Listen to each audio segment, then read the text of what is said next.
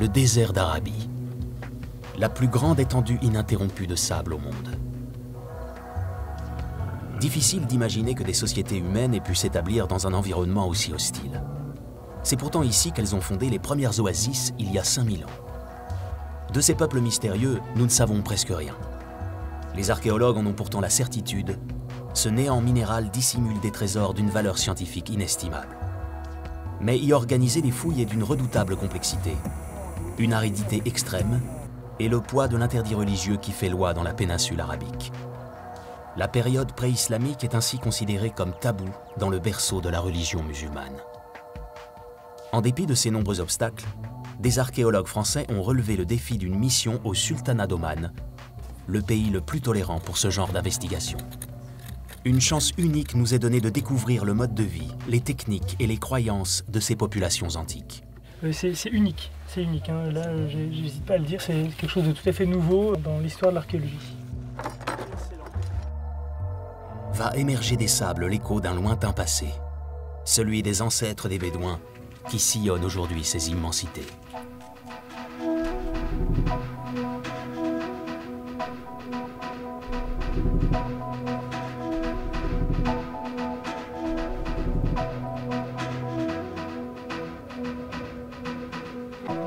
Le sultanat d'Oman se situe à l'extrémité sud-est de la péninsule arabique, au contact de l'Arabie sunnite et l'Iran chiite, les frères ennemis de l'islam. Oman fait son possible pour garder une position de neutralité dans cette poudrière, malgré les pressions des pays voisins. Ici, on pratique l'ibadisme, une troisième voie de la religion musulmane caractérisée par sa tolérance. Le sultan Qaboos ibn Saïd, à la tête du pays depuis les années 70, incarne cette indépendance d'esprit. À Muscat, la capitale, son palais fait face au musée national qu'il vient juste d'inaugurer. Un signal fort, ce souverain atypique mise sur l'archéologie pour écrire les pages manquantes de l'histoire de son peuple. Il a autorisé notre équipe française à l'accompagner dans cette démarche sensible. C'est Guillaume Gernez qui dirige depuis 10 ans la mission archéologique basée dans la ville d'Adam, située à 150 km à l'intérieur des terres. Ses travaux se concentrent dans cette région montagneuse stratégique où le peu d'humidité venue de la mer est naturellement retenu par le relief. C'est ici qu'ont été établies les premières oasis il y a 5000 ans. Derrière ces montagnes commence le Rouba al-Khali, le grand Kharvide en arabe, le désert absolu où la vie est impossible. À Salout, le professeur Gernez tient peut-être enfin la clé pour comprendre comment ont été aménagées les oasis primitives. Il a ouvert un immense chantier, la fouille d'une tour monumentale, la plus grande jamais découverte. Pas moins de 750 mètres carrés émergent déjà des sables. La fonction de ces bâtiments est encore un mystère, mais l'archéologue soupçonne qu'elle soit liée à la gestion de l'eau. Ce site s'est développé à partir de l'âge du bronze, donc aux alentours de 3000 avant notre ère. L'un des grands enjeux de la fouille de cette année est de comprendre le lien entre l'aridification de ce territoire et les aménagements hydrauliques qui accompagnent la tour. L'équipe du professeur Gernez compte une trentaine de personnes. Tous s'activent à dégager les premiers éléments de la tour. Il faut aller vite, les travaux ne sont possibles qu'en hiver. Le reste de l'année, la chaleur est insupportable. Vu l'ampleur de la tâche, le dégagement des couches superficielles se fait à la pelle mécanique. Les ouvriers, plus habitués aux chantiers de travaux publics qu'à des fouilles, doivent être formés sur le tas aux subtilités de l'archéologie. Ça, c'est fait par la machine. Donc il faut faire quelque chose de plat. Un niveau très plat. Et après, un balayage pour voir les briques. Brush, ouais. D'accord? Donc bien plat. Ça après. Ok?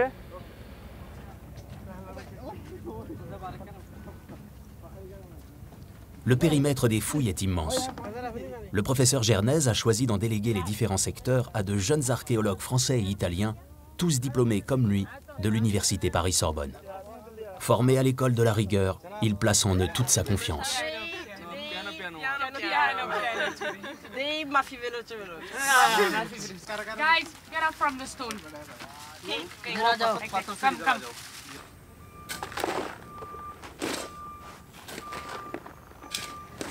Ça change à grande vitesse par ici, c'est bien.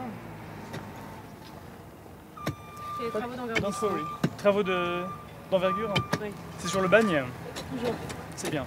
Voilà. Ma main a coupé qu'en nettoyant, en clinant au max sur cette zone-là, tu vas la voir. Moi, je suis en charge de la fouille de la tour. Étant donné l'ampleur, je me suis concentrée sur le quart sud-est. Et donc, le but étant de mettre en avant la structure extérieure, ce qui est déjà fait, et maintenant la structure intérieure, comment ça s'organise, parce qu'apparemment, il y a des murs en briques. L'intérêt de fouiller des structures ici, c'est qu'on est sur des cultures proto-historiques qui n'ont pas d'écriture. On n'a pas d'informations qui viennent d'eux, on n'a pas de texte, on ne sait pas qui ils étaient, comment ils fonctionnaient, quels étaient leurs cultes, de quoi ils vivaient, comment ils vivaient. La seule solution dans ces cas-là, c'est l'archéologie. Dans le cas d'une tour comme celle-ci du 3e millénaire, il est encore trop tôt pour savoir ce que ça va nous apporter comme réponse. Il y a des hypothèses qui voient, ce sont des tours pour gérer l'eau, d'autres hypothèses qui voient un lieu de prestige, les grands, les puissants de la société qui habiteraient là, d'autres encore qui voient ça comme des défenses militaires. Donc du coup, c'est encore un peu nébuleux. Et donc fouiller cette tour, c'est l'occasion aussi d'avoir des réponses à nos questions.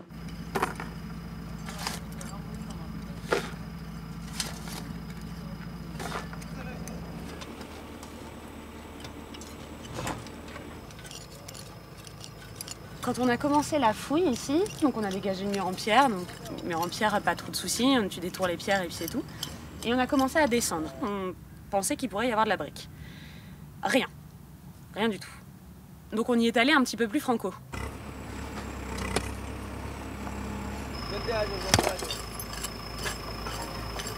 On s'est retrouvé sur un sol comme celui-ci. Ça fait des espèces de petites craquelures un petit peu partout et puis on voit des lignes qui apparaissent. Et bien ces lignes-là, en fait, c'est les joints de briques. Donc le jeu maintenant, à chaque fois qu'on descend, c'est de faire des passes, c'est-à-dire des descentes, de 10 cm maximum, à coup de pelle, de raser bien plat, de passer le balai et d'attendre. De revenir en fin de journée comme on le fait là, et d'espérer, grâce à la lumière rasante, que par miracle, on arrivera à avoir une petite ligne qui se suit sur un peu plus que 5 cm et qui sera en fait le mur avant qu'on descende autour. Bingo! Oh le bingo! Un côté du mur, on voit la ligne. Ah, c'est très fugace, hein, mais on voit la ligne. De l'autre côté, on a la même chose. On voit la ligne qui se dessine. Donc le mur, je suis pile poil dessus. Oui! Oui, un ou moins. Première étape, c'est ça. La 1000e étape, c'est d'avoir un mur avec les briques dégagées. La tour est délimitée par un impressionnant mur en pierre de 3 mètres d'épaisseur, alors que le volume intérieur est quadrillé par des cloisons de briques en terre crue. Après avoir effectué des sondages, l'équipe comprend que ces compartiments n'ont servi qu'à favoriser l'opération de remplissage de la tour. Une simple technique de construction, intéressante en soi, mais qui soulève une question plus énigmatique. Pourquoi construire un bâtiment aussi massif pour ensuite le remplir de terre? C'est à l'extérieur des murs qu'il faut chercher la réponse. Une tranchée creusée au nord révèle l'existence d'un double fossé entourant la tour.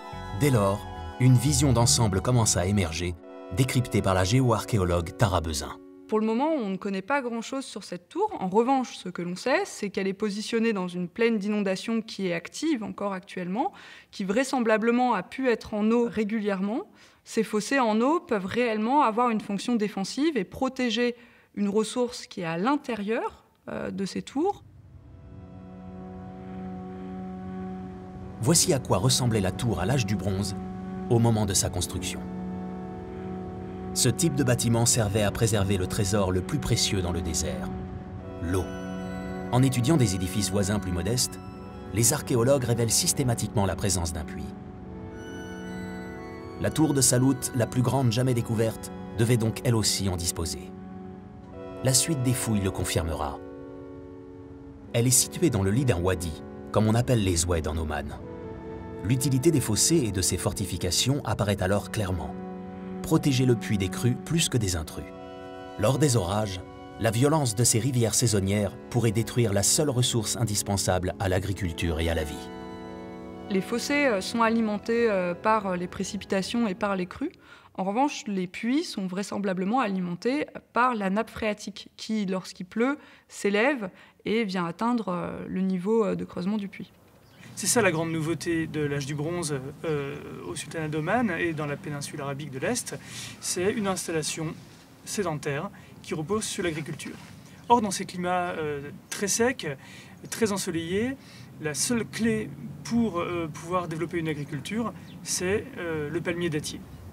parce que non seulement il offre des fruits, les dattes, mais aussi il offre un couvert qui fait de l'ombre, et cette ombre-là permet aux céréales de se développer, à d'autres arbres fruitiers de pousser, et aux animaux de s'y protéger.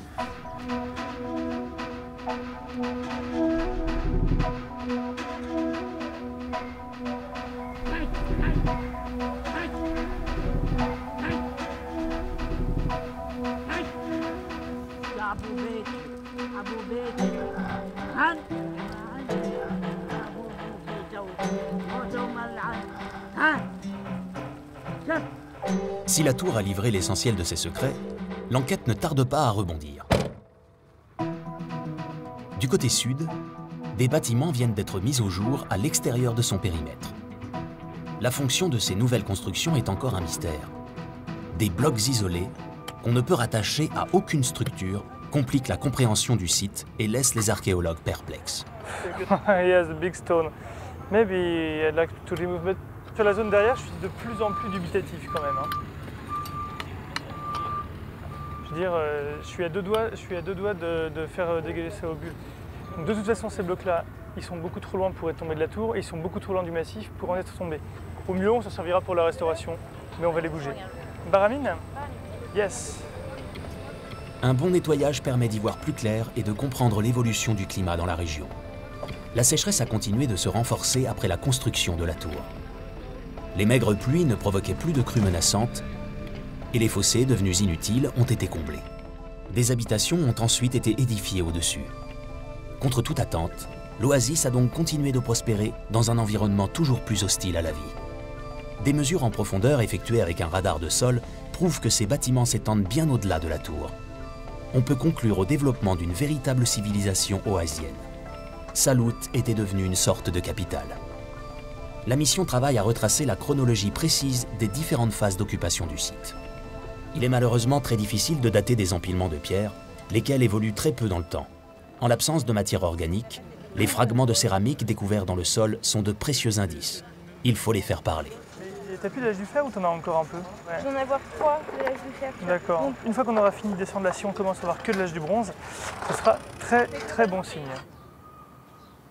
De retour à la maison des archéologues, la céramologue italienne Maria Paola Pellegrino s'attelle à l'analyse des précieux tessons pour dater les différentes phases d'habitation. Pour l'âge du bronze, on a des tessons avec des lignes très simples, horizontales, parallèles, comme ça. On voit bien la différence des pattes entre les pattes très grossières qu'on trouve beaucoup pour l'âge du fer et qu'on ne trouve pas du tout pour la céramique de l'âge du bronze. Avec ces tessons-là, on va avoir la datation au moins de la zone sud, sans surprise, âge du bronze, ancien, 3e millénaire. Pour la zone centrale, qui est la plus dure à dater pour l'instant, même s'il y a une majorité de fer, ce qui n'est même pas assuré, hein, parce que même celle-là, je suis fer 100%, en tout cas, de bronze, rien. C'est ça, hein, on est d'accord. Pour l'instant, non. En tout cas, ce qui est clair, c'est qu'on a une réoccupation, et ça, on le voit quand même grâce à toute la poterie du fer. Les datations effectuées par Maria Paola et Guillaume indiquent deux périodes d'occupation distinctes, l'une contemporaine de la construction de la tour au 3e millénaire avant notre ère, l'autre à l'âge du fer, 1000 ans plus tard. Que s'est-il joué ici pendant cet intervalle? Ces tours-là, il faut savoir qu'elles ont été réutilisées après 1000 ans d'abandon. Pour quelle raison? À la fin du 3e millénaire, le niveau de la nappe phréatique avait baissé suite à un assèchement climatique. Et donc, il n'était plus possible d'irriguer. Et le site a été tout simplement déserté, les habitants sont partis. Ils ne sont revenus que beaucoup plus tard, quand ils avaient développé une technique d'irrigation, l'irrigation par phallage, qui est un système d'irrigation souterrain, et donc qui permettait d'approvisionner l'oasis en eau issue de couches plus profondes. Et là, c'était la renaissance de l'oasis. Le climat ne s'était pas du tout amélioré, même au contraire, mais une technique a permis aux hommes de réhabiter des zones qui n'étaient plus habitables. Le phallage, c'est une galerie souterraine qui vient capter l'eau comprise dans une nappe phréatique. Pour qu'il fonctionne, il faut que la captation de la nappe soit faite dans des altitudes plus hautes que la zone qui va être alimentée. L'eau va être, par gravité, acheminée progressivement vers la surface. La construction de ces phallages est une opération qui est très risquée, qui est très dangereuse, qui techniquement fait appel à un savoir qui doit être à la fois pratiqué et connu. L'ultime section du phallage débouche à l'air libre en arrivant dans l'oasis. Mais la galerie souterraine, creusée à des profondeurs importantes, s'étend sur plusieurs kilomètres en amont. La construction de tels réseaux nécessite plusieurs années d'un travail extrêmement périlleux. Mais les bénéfices sont à la hauteur de l'investissement. Après 1000 ans de sommeil, la culture oasienne connaît une renaissance fulgurante grâce à la technologie du phallage qui révolutionne l'irrigation. Plus besoin d'extraire mécaniquement l'eau comme dans un puits. Elle s'écoule toute seule et en quantité suffisante. Pour preuve de son aboutissement technique, ce système, plusieurs fois millénaire, continue d'alimenter les oasis de nos jours. Adam, il n'a pas plu depuis près de 2 ans. Mais l'eau coule toujours à flot grâce au phallage. Tout ça fait partie de notre patrimoine.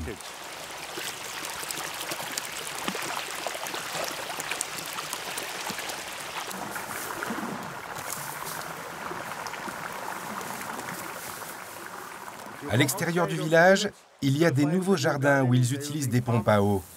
Ça gaspille beaucoup d'eau par rapport au système de phallage. On utilise des horloges solaires. On pose un piquet comme ceci, et grâce à son ombre, on détermine l'heure à la demi-heure près. La répartition de l'eau du phallage s'effectue encore aujourd'hui à l'aide d'une horloge solaire. Une couleur est attribuée à chaque agriculteur. Tant que l'ombre se situe dans sa zone, il est le seul à pouvoir irriguer. Ce système archaïque particulièrement astucieux reste équitable toute l'année, car les secteurs s'adaptent à la course du soleil en fonction des saisons.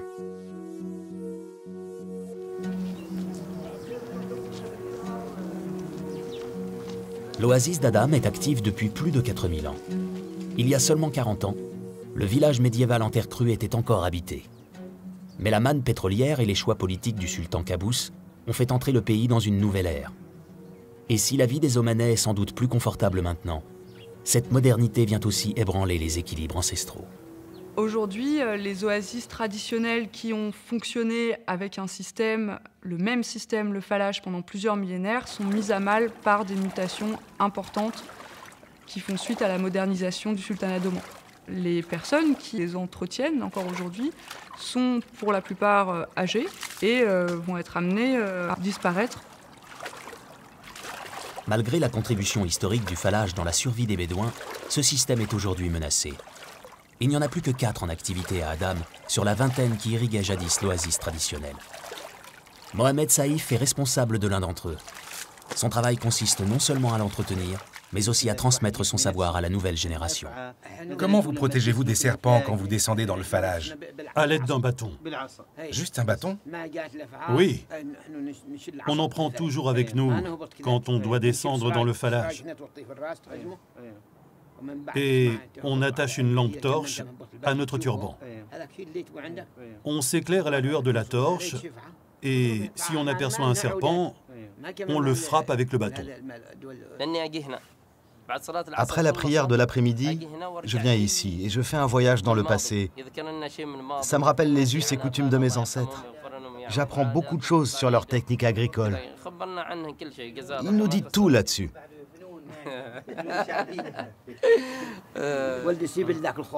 Nous, quand on était jeunes, on regardait nos parents tresser les feuilles de palmier, faire du pain, ce genre de choses. Chacun avait une activité. Ça nous permettait d'apprendre aussi. Pas comme aujourd'hui.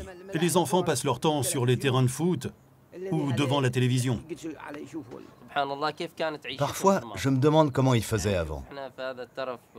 Aujourd'hui, on vit dans l'abondance. Alors qu'à l'époque, il fallait travailler dur pour tout. Et ils le faisaient de bon cœur. Quand est-ce que les gens sont partis? Qu'ils ont construit des maisons modernes? C'est depuis l'arrivée du sultan. Des sociétés sont arrivées, les gens y ont travaillé ont commencé à gagner de l'argent et ne voulaient plus vivre dans des maisons en terre. Ils voulaient des maisons plus confortables.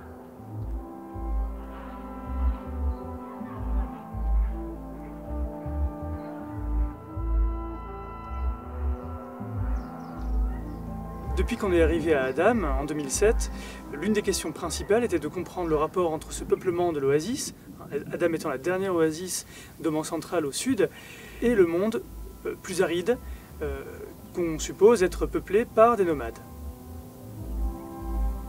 Lors de l'abandon des oasis au 2e millénaire avant notre ère, les populations sédentarisées ont été contraintes de s'exiler ou de retourner à la vie nomade pour survivre à la sécheresse.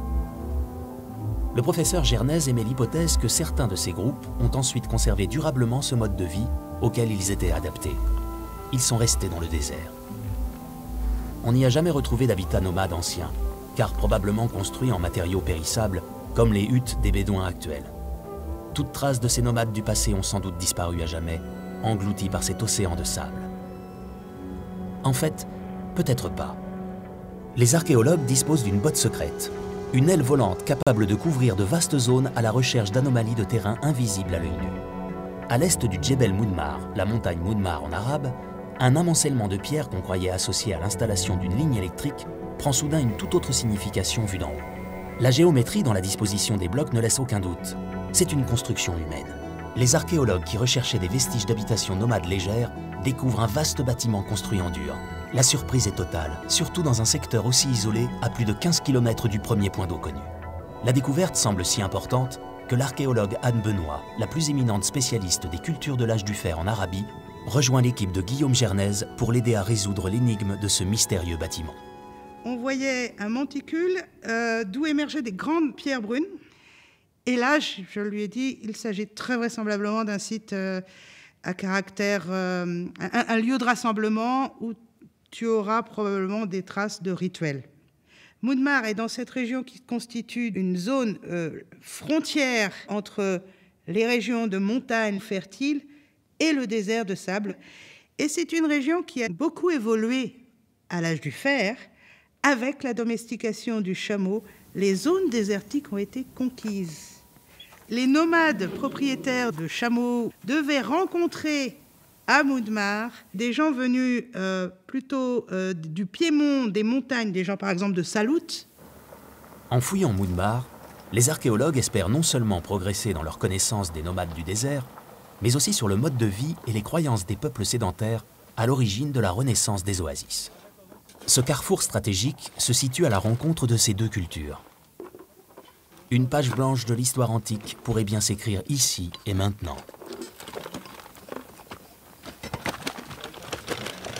Je suis responsable du chantier quand Guillaume ne peut pas venir. Donc je m'occupe de savoir un peu où on va, qu'est-ce qu'on cherche, comment on procède. Et de documenter tout ça donc en écrivant tout ce qu'on fait dans un cahier, qui fait quoi, qu'est-ce qu'on trouve, qu'on puisse garder une trace de l'évolution du chantier.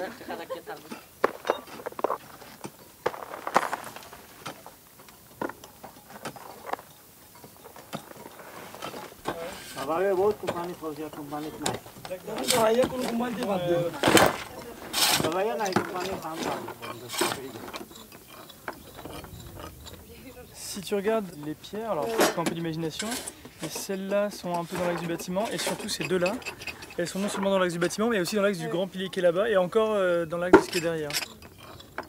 C'est la plus grande salle. Pour l'instant, on n'avait quasiment rien dedans. Et là, aujourd'hui, on arrive à un niveau probablement de sol où on trouve plusieurs pierres bien posées à plat. Et si on regarde de près, elles semblent non seulement dans l'axe du bâtiment, mais aussi alignées. Donc ça pourrait très bien être des bases de piliers, des bases de poteaux qui permettaient de supporter la toiture. On a un ensemble de pierres avec ici une empreinte très noire, du charbon, etc. Donc qui pourrait être, pourquoi pas, un élément en bois, type poutre ou poteau, posé là-dessus pour soutenir une charpente, et le tout enduit, de cet enduit jaunâtre avec des inclusions végétales, de fibres végétales qu'on a sur tous les murs dans cette pièce principale. La chose qui est nouvelle ici, donc déjà, c'est cette empreinte de bois qu'on n'a jamais aussi clairement ailleurs. Et aussi là on vient de tomber sur une couche légèrement verdâtre à la surface de l'enduit qui pourrait être due soit à un phénomène d'érosion ou de pourquoi pas d'incendie. Le remplissage plus tardif n'est pas cramé, mais par contre le long des murs, donc l'enduit qui était sur les murs, tout ça a pu aussi subir l'action du feu. Donc ça peut être ça. Donc là on est sur l'enduit du mur et il y a une phase d'incendie. À cet incendie, nos archéologues pourraient bien de voir l'état exceptionnel des vestiges, abandonnés après le sinistre et oubliés des pilleurs. Un à un, les indices permettant de reconstituer le précieux bâtiment font surface. Une chance unique d'entrer dans l'intimité de ces bâtisseurs. Mais même dans le désert, le passé archéologique du sultanat est mis à mal par le développement. L'installation du poteau électrique, indirectement à l'origine de la découverte du site, a endommagé un bâtiment annexe. Une destruction qui peut paradoxalement s'accompagner d'une belle surprise.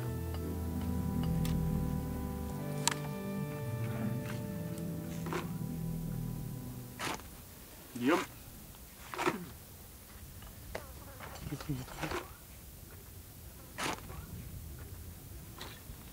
Alors ça, si je me gourre pas, ça ressemble à un lamassou. Je sais pas si tu le vois là. Il y a une tête humaine, un corps de taureau et des ailes, de très longues ailes. Et ça, c'est un motif très connu à l'époque assyrienne. On en connaît par exemple dans les grands palais assyriens, comme celui de Dur-Sharrukin, qu'on peut voir au musée du Louvre. C'est un saut-cylindre, c'est-à-dire à la base un objet mésopotamien utilisé pour la gestion et le scellement des produits. Alors c'est surprenant, j'avoue que je suis extrêmement surpris de trouver ce genre de seau ici. A priori, c'est le premier de ce genre-là en Oman. D'accord, alors du coup, qu'est-ce qui nous raconte ce saut-cylindre? Que les Assyriens sont venus jusqu'ici ou qu'il y a eu des échanges commerciaux? Les Assyriens ne sont pas venus ici. Oui, c'est ça, oui. Ils ont conquis une grande partie du Proche et du Moyen-Orient, mais pas cette partie de l'Arabie. En revanche, l'objet lui-même, ou l'image en tant que concept, a pu être véhiculée par des hommes. Et ce qui n'est pas surprenant en termes de datation, c'est qu'on a bien un sceau, sans doute du 8e siècle, avant notre ère, sur un site du 9e au 8e siècle. Donc on est totalement calé dans la chronologie. Ça fonctionne. Totalement. Au Musée national de Muscat, une tablette mésopotamienne vieille de 5000 ans confirme ses contacts précoces. En caractères cunéiformes, sont décrites les richesses en cuivre arrivant par bateau d'un mystérieux pays de Magan. Or, les seuls gisements de cuivre du golfe Persique se trouvent en Oman. Magan est donc le nom antique donné par les civilisations voisines à cette région stratégique, et ce sont les navigateurs de Magan qui assuraient le commerce de ce précieux métal. À l'âge du bronze, le cuivre, indispensable pour constituer cet alliage, était d'une importance capitale.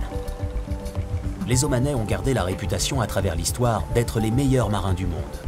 Le conte des Mille et une nuits fait d'ailleurs naître Simbad le marin en Oman. Cette culture maritime a la vie dure.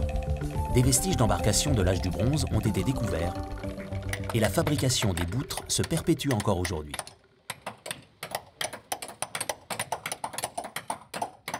Malgré la vague de modernité des dernières années, les Omanais conservent un mode de vie largement traditionnel.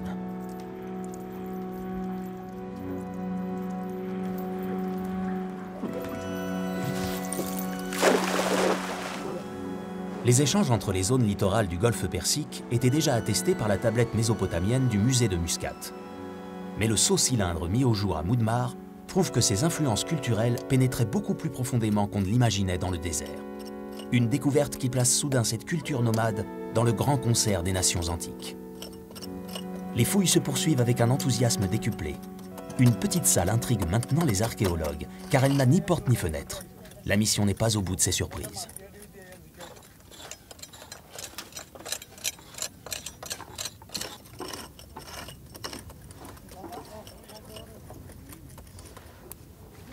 À quoi ça ressemble? Ah, pas mal, pas mal. Mais dis donc, il y en a beaucoup, il y en a trop pour que ça soit honnête là. Ouais.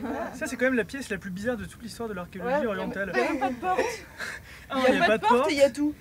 Sur 60 cm, on a donc 1, 2, 3. Attends, ça fait 3 arcs. Il faudrait quand même un jour qu'on comprenne ce qui s'est passé dans cette pièce. Hein. Le trésor de Moudmar. Bravo, excellent travail.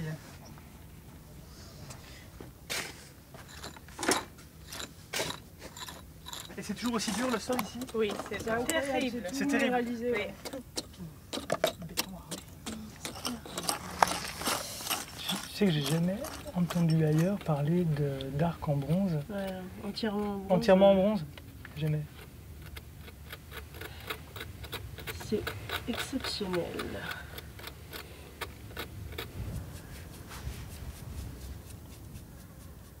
Alors théoriquement, dans les objets non rituels, donc les objets fonctionnels qui soient utilisés pour la chasse ou la guerre, c'est le bois de l'arc, comme son nom l'indique, est en bois, et la corde en fibre, alors en tendon, encore que ce soit très difficile à dire, parce qu'on ne les retrouve jamais, hein, comme ils sont périssables.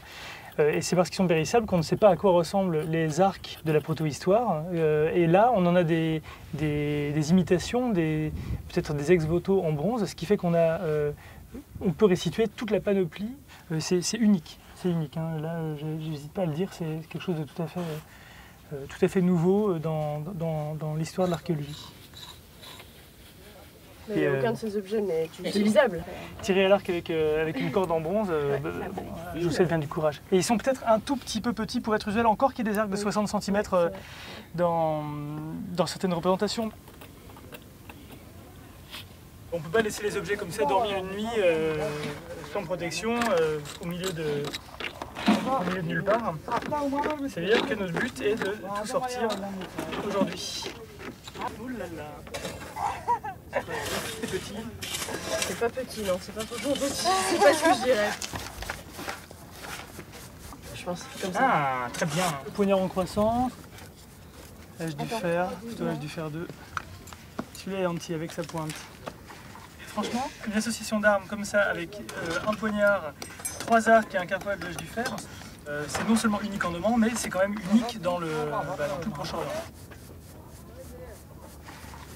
Enfin, c'est quand même lourd de sens qu'on ait beaucoup de métal, mais surtout que des armes. Il n'y a pas d'objets, il n'y a pas d'outils, il n'y a pas de... Donc là, ça fait un sens quant à la fonction du bâtiment. L'historien Christian Robin est le plus éminent spécialiste des cultures pré-islamiques du Moyen-Orient. Vu l'importance des découvertes, il apporte son expertise à la mission.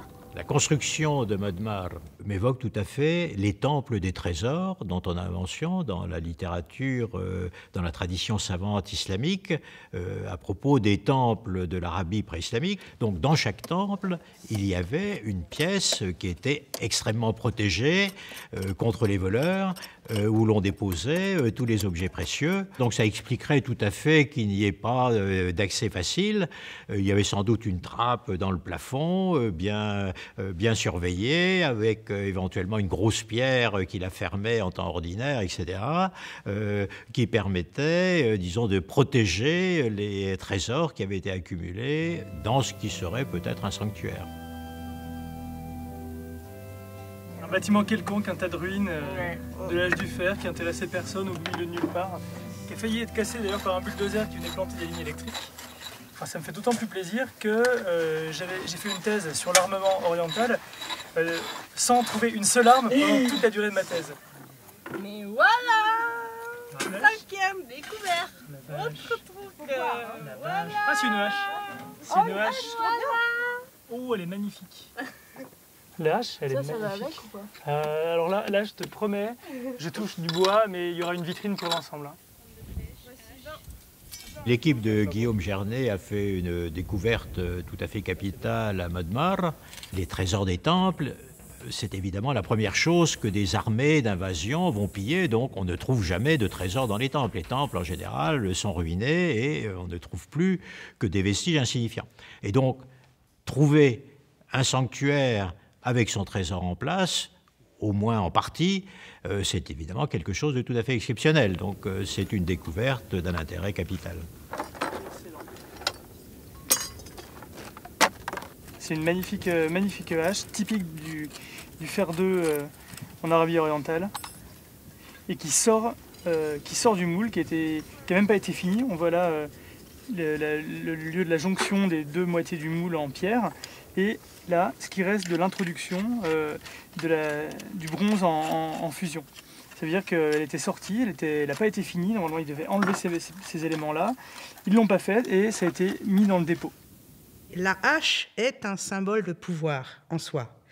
Et on peut imaginer que les haches non finie déposée à Moudmar ait été le résultat de démonstrations de savoir-faire et qu'elle n'ait pas été finie pour une raison particulière. Une hache non finie n'est pas encore la hache que porte le personnage qui a le pouvoir de la porter.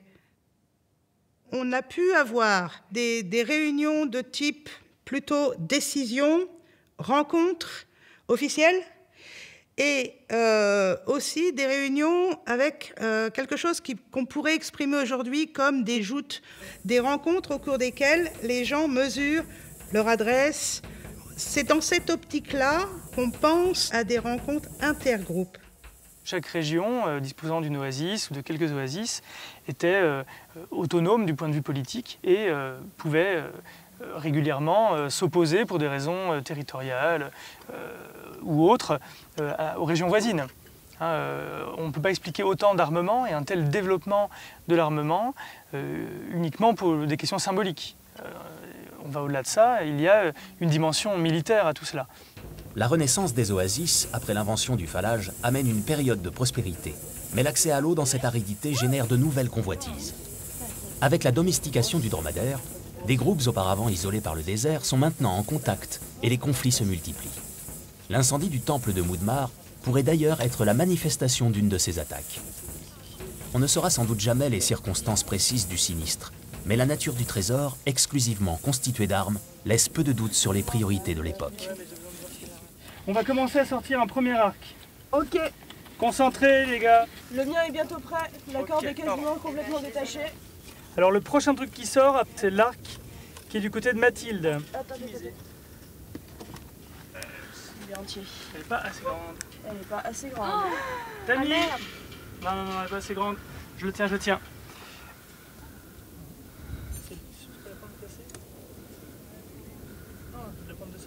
C'est absolument magnifique.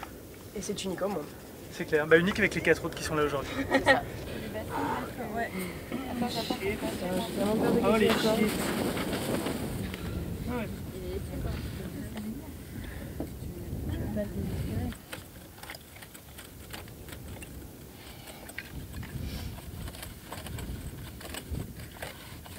Ah, la vache. Qui mouche qui là? Une hache. Une hache. Ah mon Dieu. Les haches sont faciles à dégager donc ça va. 15 heures plus tard. Tu sors. La vache. Ouh, putain.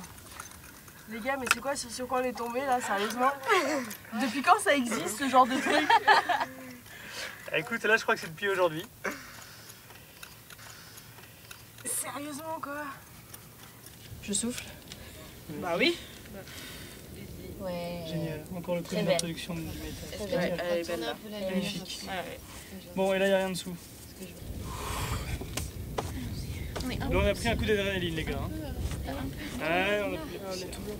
Ok, les conducteurs, mettez-vous en place, les papiers mettez-vous en place et les autres rapportent. Ces fouilles haletantes, menées jusqu'au bout de la nuit, ont livré 5 panoplies identiques comprenant chacune un arc, un poignard et une hache en bronze. Les archéologues auront besoin de temps pour prendre toute la mesure de ces découvertes exceptionnelles et d'en comprendre toute la portée scientifique. Pour l'heure, assommés de fatigue mais ravis, la Dream Team de Guillaume Gernez s'arrête dans le campement voisin pour partager son bonheur avec les Bédouins.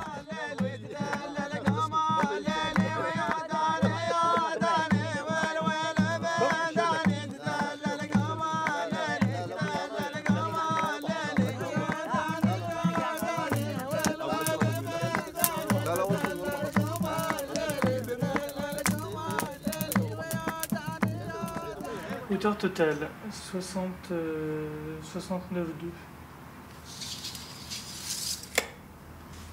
« 1,5 cm. Et de l'autre côté, idem, 1,47, c'est pareil. 60, ouais, n'empêche 69,2, c'est presque fonctionnel. Je crois que sur le bas-relief, on voit des cavaliers à dos de dromadaire. 90, 92 sur le bas-relief. Il est un peu réduit, mais pas si loin de ceux qui sont en grandeur nature. Chaud devant. Les archéologues ne s'expliquent toujours pas l'importance d'un site comme Moudmar à une telle distance de la première oasis. Guillaume Gernez a demandé à Tara Bezin, la géoarchéologue qui a déjà expertisé la tour de Salout, de venir sur le terrain pour résoudre cette énigme. Cette structure, on pensait que c'était une tombe. Donc, structure non identifiée dans un premier temps. En fouillant cette structure, on s'est rendu compte premièrement, il n'y avait aucun corps dedans. Et deuxièmement, on avait un petit bassin qui se situe ici, qui est vraisemblablement destiné à accueillir de l'eau. On a décidé de dégager cette partie. Et en la dégageant, on a découvert une veine argileuse en plein milieu des sédiments. Et cette veine argileuse, en fait, c'est un passage préférentiel pour de l'eau qui vient du Djebel. Donc s'il y a un secteur stratégique pour capter l'eau, il est bien ici. Pourquoi? Parce que l'eau n'a pas encore été polluée. Elle sort directement de la montagne. Elle est maintenue grâce à cette petite dalle calcaire juste avant de disparaître dans les sables. On n'est pas face à une source qui est destinée à alimenter, par exemple, des champs agricoles ou une oasis. C'est autre chose. Attention. Bon. En tout cas, c'est très convaincant, hein, cette arrivée d'eau. Là, on la voit. On voit bien. C'est limpide, c'est limpide. La question d'avoir cet élément-là à l'intérieur du bâtiment, au départ, j'avoue que je la comprends pas. Ça pourrait très bien être à l'extérieur, mais si c'est lié directement aux pratiques qui avaient lieu ici même, dans cette salle, dans ce bâtiment, alors c'est qu'il y a un sens particulier. C'est volontaire, hein. Ils n'ont pas créé le bâtiment par hasard. Oui, ils ne l'ont pas installé par hasard sur un puits. Ouais. Non. C'est directement corrélé au fonctionnement du bâtiment. Je ne saurais pas dire quelle sorte de rituel, mais un rituel, pourquoi pas, qui fait intervenir l'eau. Avec tout ce qui l'accompagne, purification, libation, etc. Ouais. Ça peut faire partie du rituel. Moi, ça va dans le sens de mon diagnostic, parce qu'ici, on n'a pas non plus... c'est pas des tonnes d'eau qui circulent là, c'est peut-être un filet léger. Oui, pour la consommation courante, c'est un petit peu limité. C'est un peu juste. Donc on a des ablutions, on a la possibilité d'avoir besoin d'eau dans le cadre de ces grandes réunions où il y avait vraiment beaucoup de monde. Et puis, il y a le symbole de la richesse apportée par l'eau qui jaillit du sol.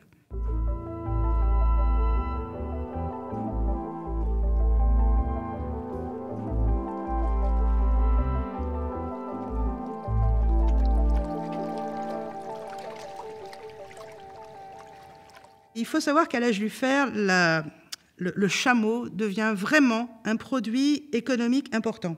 Les rencontres de nomades avec chameaux pouvaient être quelque chose de très très impressionnant. On pouvait avoir des milliers de bêtes. Le dromadaire occupe toujours une place centrale en Oman, mais cette place est presque plus symbolique qu'utilitaire aujourd'hui. Ahmed Al-Maroki milite pour que cet animal ne disparaisse pas complètement de la culture bédouine. Le dromadaire s'avère si profondément ancré dans l'histoire de ces hommes que c'est l'identité même du peuple bédouin qui pourrait disparaître avec lui. J'ai 20 dromadaires et j'aime vivre à l'ancienne. J'essaye de montrer aux jeunes et aux personnes qui ne connaissent pas les dromadaires comment leurs ancêtres utilisaient ces bêtes et que c'est l'ami de l'homme. C'est comme ça qu'on se déplaçait, à dos de dromadaire. Aujourd'hui, on voyage en voiture climatisée avec la musique. Mais moi, comme vous le voyez, je me déplace à dos de dromadaire, même en plein cagnard. L'équipe française ici à Adam a découvert beaucoup de choses datant de plus de 1500 ans, dont on ne soupçonnait pas l'existence. Les générations futures, quand elles iront à l'université, découvriront comment on vivait avant. Et je trouve ça formidable.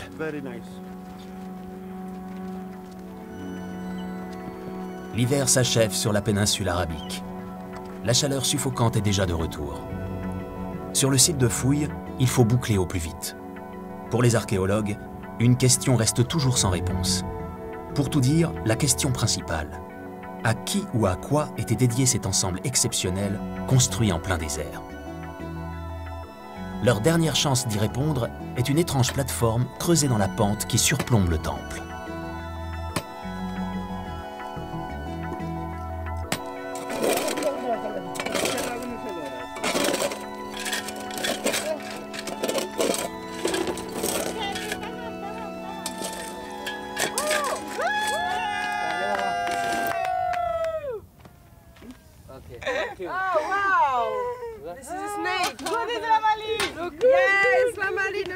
Viens, on va voir. On va voir, j'ai entendu des grands cris. Je sais pas si c'est une vipère à cornes ou autre chose, mais en tout cas. Il est décoré celui-là, j'arrive pas à voir. Ouais, un petit peu peut-être.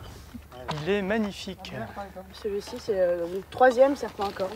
Et c'est complètement exceptionnel. En Oman, il y a un autre site sur lequel des serpents ont été trouvés. Et ouais, c'est à Salut. À Salut, on a trouvé quelques serpents, mais pas autant et pas aussi variés. Et je crois pas d'une telle qualité ni quantité. L'information est d'une importance capitale. Les symboles rituels des nomades du désert étaient donc les mêmes que ceux des sédentaires des oasis. Ces deux cultures se révèlent beaucoup plus proches qu'on ne le soupçonnait. Ces symboles ramènent ces peuples à leur origine commune, les oasis primitives de l'âge du bronze. La qualité du métal induit que ce n'est pas des choses qu'on a vraquées comme ça dans la pente, qu'on a jetées. C'est des offrandes, c'est votifs, très bien. D'où ils viennent et comment ils sont arrivés ici. Est-ce que ce serpent est une divinité? Est-ce que c'est l'attribut d'une divinité? Est-ce qu'il représente quelque chose? Ça, très honnêtement, on n'en sait strictement rien. Le serpent est la seule figure qu'on connaisse dans cette région. Et on ne peut pas y attribuer une identité réelle. Ça n'est pas un dieu, c'est un symbole. Et c'est un symbole qu'on rattache à la fertilité en raison des sens qu'il a pu avoir dans les régions voisines. C'est un symbole qu'on trouve associé à la végétation, au jardin, à l'eau qui jaillit du sol. C'est aussi le serpent qui maîtrise des technologies cachées. Par exemple, on a associé le serpent au développement du falaj. C'est une eau cachée. Et le serpent est en quelque sorte l'animal qui a donné à l'homme la connaissance nécessaire pour trouver cette eau. Ah, il est superbe. Il est magnifique. Il est superbe. Oui, il est courbé. Ils sont à plat normalement. Pas forcément, il y en a qui ont été courbés, même éventuellement écrasés par une pierre. Celui-là est vraiment exceptionnel. Hein. Il est particulièrement grand. Particulièrement grand. L'élément le plus surprenant, c'est cette quantité assez phénoménale de mobilier en métal. Habituellement, sur la plupart des sites, y compris dans les tombes, on trouve moins de matériel car les tombes ont été pillées ou parce que les sites ont été nettoyés, réaménagés. S'ils sont capables de piller des tombes, pourquoi est-ce qu'ils n'ont pas pillé ce bâtiment? Ils se voient de très loin.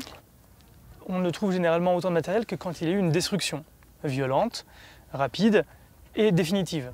C'est donc bien l'incendie qui, en détruisant le temple et en le plongeant dans l'oubli, permet aujourd'hui aux archéologues d'en comprendre le sens. Un sanctuaire dédié à l'eau et à sa représentation symbolique du serpent. Cette révélation appartient en premier lieu aux Omanais.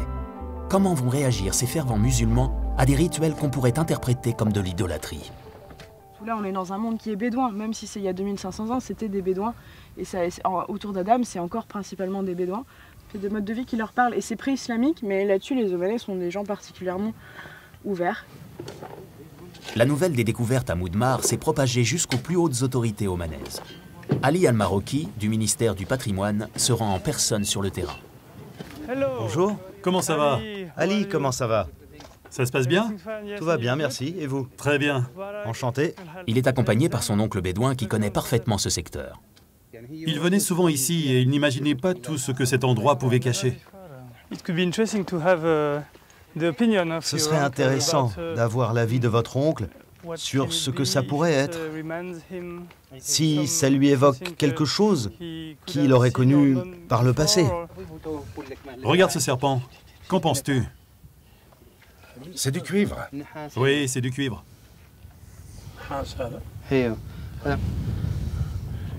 C'est lourd. Oui. Dans la culture arabe, le serpent symbolise-t-il quelque chose? C'est un symbole religieux et protecteur. Les deux à la fois. Encore aujourd'hui? Oui, toujours. D'accord. Il était aussi utilisé à des fins médicales. Donc médecine traditionnelle et protection. Très bien. Merci beaucoup, Ali. Avec plaisir, Guillaume. Merci à vous. Chez les Bédouins actuels, le serpent, c'est le génie qui protège la maison, le djinn.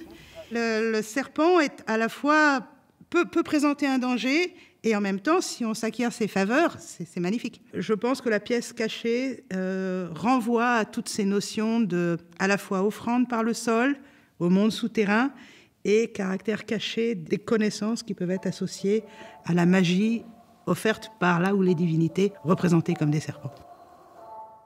La moisson archéologique de l'équipe française en Oman est exceptionnelle. Elle a d'abord permis de mieux comprendre comment ces populations du sud-est de l'Arabie ont su adapter leur mode de vie à une aridification croissante. Depuis les puits primitifs jusqu'à la révolution technologique du phallage, quel chemin parcouru.